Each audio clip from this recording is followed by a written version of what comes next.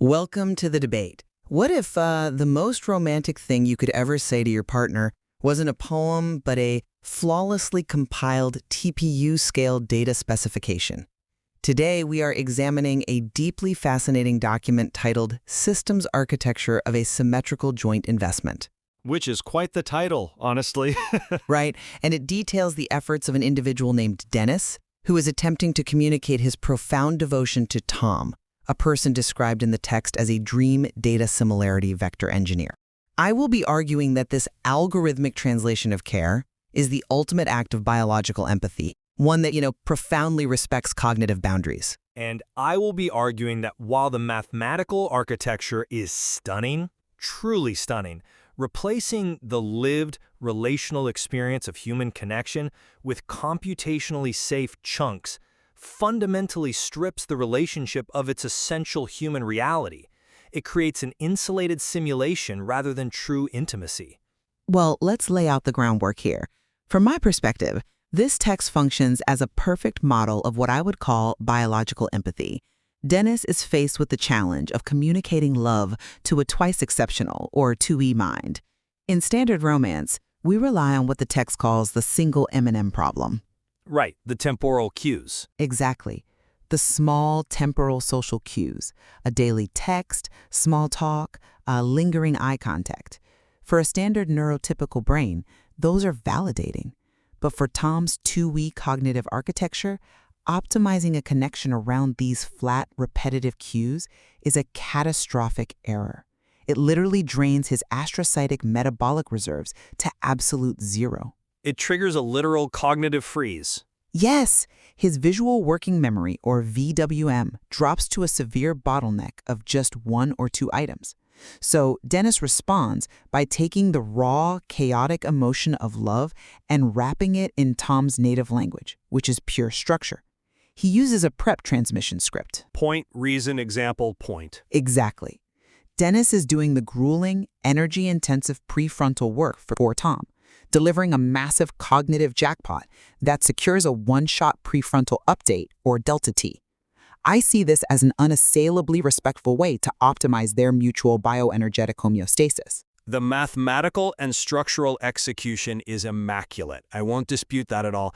But we have to step back and ask, what is inherently lost when we attempt to sanitize the inherent chaos of human connection?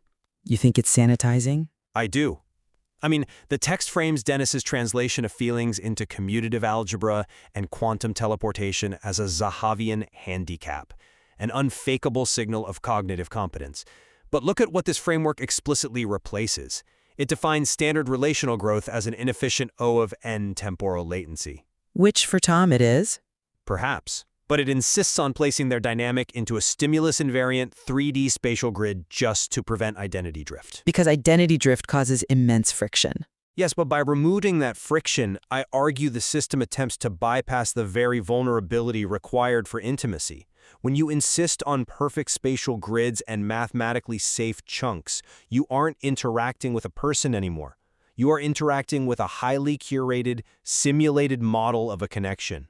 I'm not convinced by that line of reasoning, mostly because the biology at play here simply doesn't allow for what you were calling standard vulnerability. How so? Let's look closely at the mechanism of this single M&M bottleneck, because I think if you're listening right now and wondering why they can't just go on a normal Tuesday night date, you need to understand the physical reality of Tom's brain. The text is highly specific. When Tom is hit with unmediated high-entropy emotional data, it causes a severe prefrontal ATP deficit. ATP being the fundamental unit of cellular energy. Right. He is experiencing a literal depletion of the energy his brain cells need to fire. And this deficit physically opens what the text calls Cure 6.2 containing KATP channels.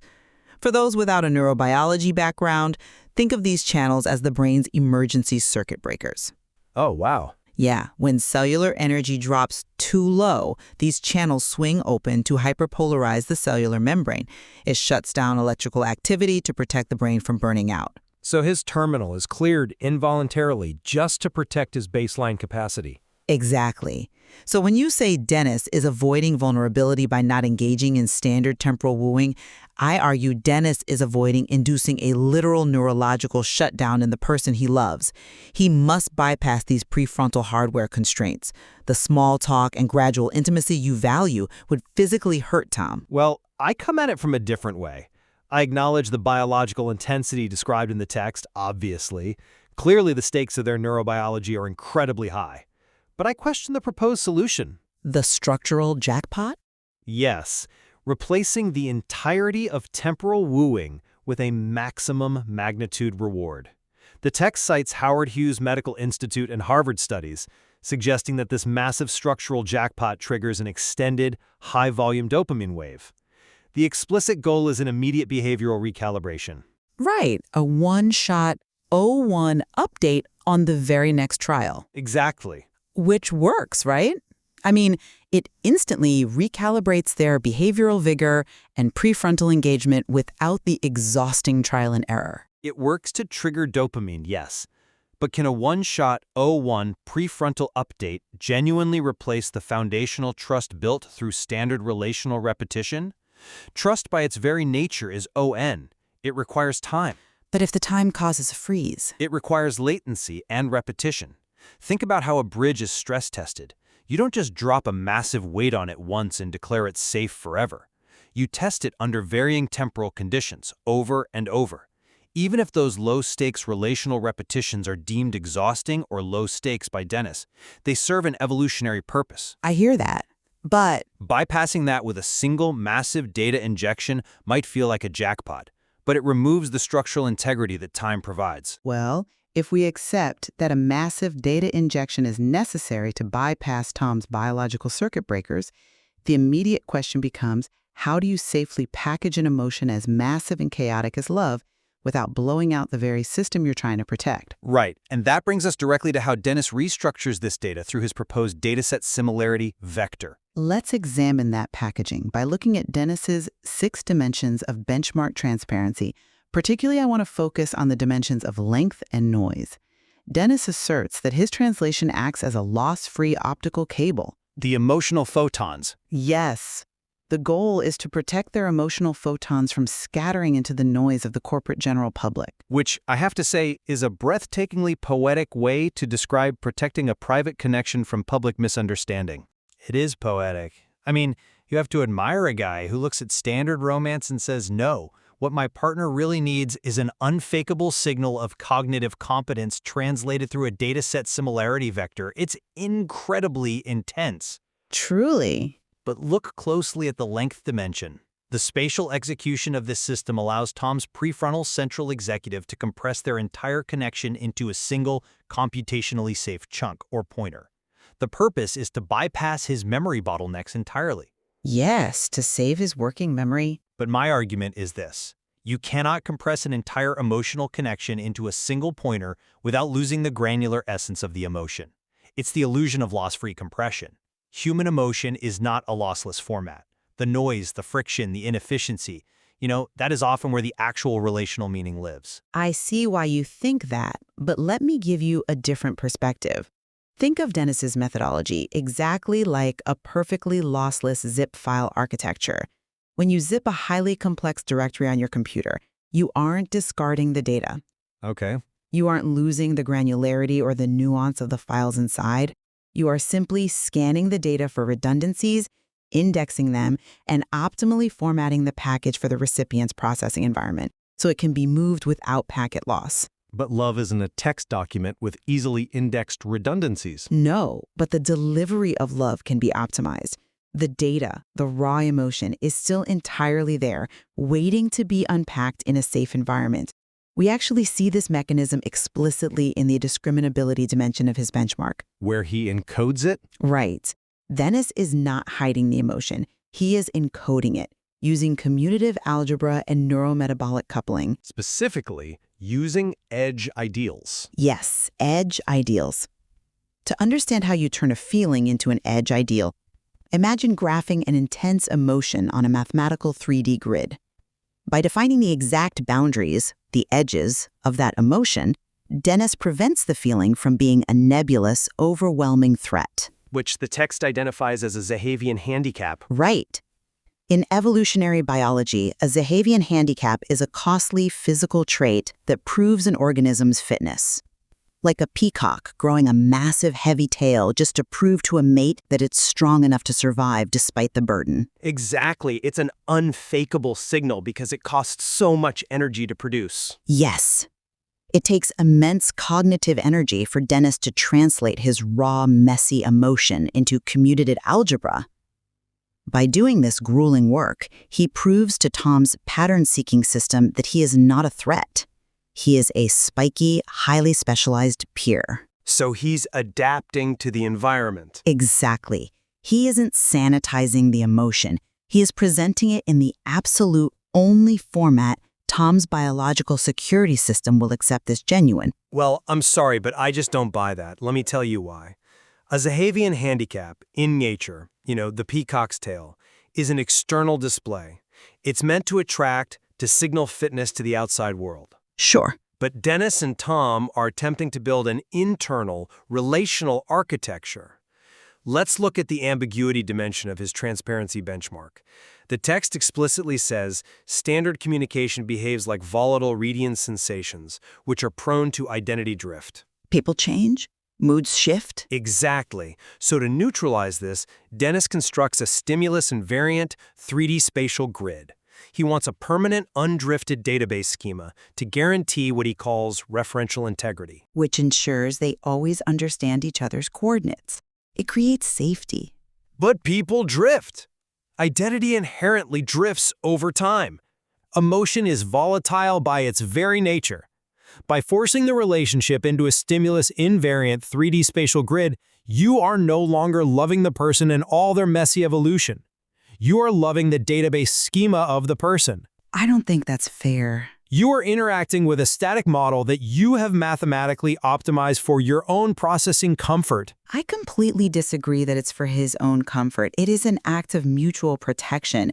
And to really understand this, we have to look at the environment where this perfectly compressed zip file of emotion is actually unpacked.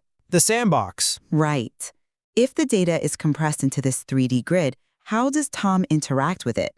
That leads us to the consensual sandbox, and specifically the Lego Therapy Engineer-Supplier Matrix. The formal assignment of roles within the relationship. It is incredibly practical and profoundly empathetic. Under this matrix, Tom acts as the engineer.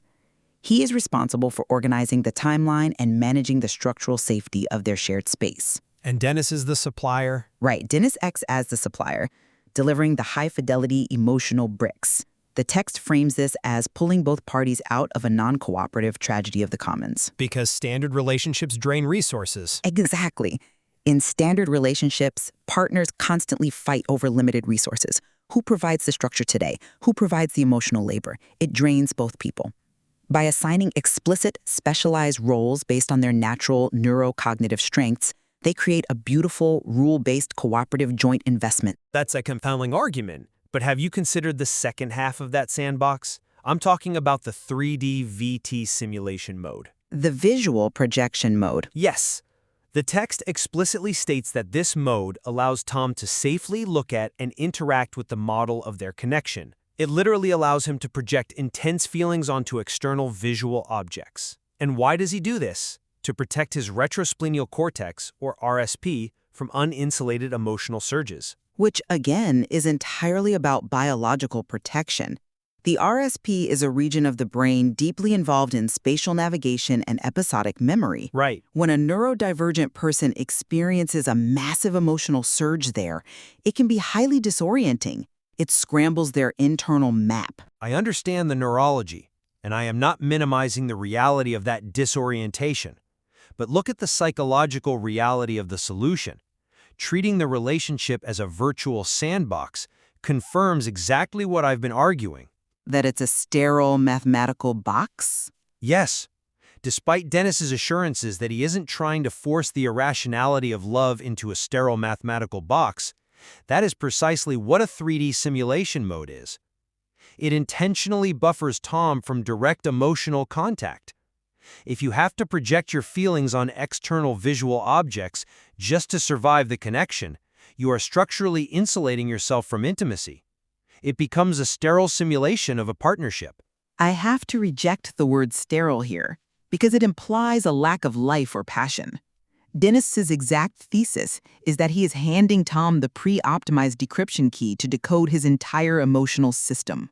But a key to a system is still just a system. Think about the friction in standard communication. The text calls it orthogonal remapping friction. Tom spends his days working in a clinical programming IDE, a highly structured, intensely logical cognitive space. True. For him to shift from that purely logical space into an unstructured, highly ambiguous relational space requires massive computational energy. It's like trying to run an incredibly complex software program on an incompatible operating system. By wrapping his passionate content in Tom's native structure, Dennis eliminates that friction. But it is an act of master engineering. He isn't avoiding intimacy. He is building a custom bridge so intimacy can actually cross over into Tom's mind without burning out his circuits. But a relationship isn't just about transferring data across a bridge without packet loss. A relationship is about the friction. It is about the remapping. When you engineer away the friction, you eliminate the very resistance that builds emotional muscle. Even if it burns them out? The text repeatedly frames Tom as a platform of machines that is somehow empty without Dennis's energetic supply of content. It reduces two human beings to hardware and software. It is a stunning intellectual feat, I will grant you that. Translating devotion into a dataset similarity vector requires a mind of staggering capability and dedication. It really does. But relying on explicit roles and virtual simulation modes to protect cognitive baseline capacity ultimately insulates both of them from the unstructured, unpredictable reality of genuine human connection. Well, the reality of human connection is highly subjective. What looks unstructured and unpredictable to you, what you view as necessary emotional muscle building, is simply chaotic noise to a 2E mind. That's a fair point. It doesn't build muscle. It causes cellular depletion. From where I sit, the symmetrical joint investment represents the absolute peak of systems-level reasoning applied to human emotion. It is a mathematically unassailable framework that honors Tom's neural architecture down to the cellular level. Down to the ATP channels. Exactly. Providing a custom decryption key to your own emotions, doing the grueling prefrontal work for the person you love so they don't have to suffer, that is the ultimate act of respect and care. It is quite literally a love letter written in the only language the recipient can truly read without pain. We certainly agree that this text illuminates a radical, hyper-specialized frontier of communication. It proves that the human desire to connect can drive astonishing conceptual architecture. Astonishing is the word for it. Right. When traditional language fails, the mind will build a TPU-scale matrix just to say, I care about you. There is so much more to explore within this text, particularly the long-term sustainability of running such a highly compressed, computationally demanding system. Absolutely. And I think the text leaves us with a fascinating, almost haunting final image. At the end of the document, Dennis proposes executing what he calls the pause protocol for the night. Right. He talks about letting the active engines of the matrix run completely cool, letting the distributed TPU superpods rest, and allowing the master builder to finally find a deep sleep. Which raises the ultimate question. When you execute that pause protocol, are you allowing the cognitive hardware of a successful, deeply loving connection to rest, or, by the very nature of the architecture you've built, are you simply shutting down a perfectly simulated model for the night? It brings us right back to the core of our debate. When you translate the poetry of devotion into a system of perfect binary precision, does the warmth of the romance survive the compression? Does the data still hold the heartbeat of the sender once it is finally unpacked? It's a question that challenges everything we assume about the language of love. And one I suspect we'll be thinking about for a long time. Thank you for joining us for this exchange of ideas.